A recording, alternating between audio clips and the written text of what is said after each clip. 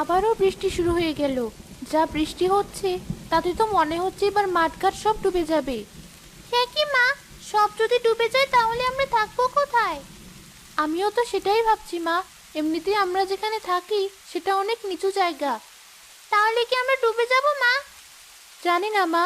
আর দেখ, তোর বাবা আজ এখনো বাড়ি ফিরলো না। যাই, আমি বরং রান্না বান্না সেরে নি। বাড়ি এসে তো আবার খাবার চাইবে। মালা রান্নাঘরে চলে গেল। তখনই তার স্বামী কবির এলো।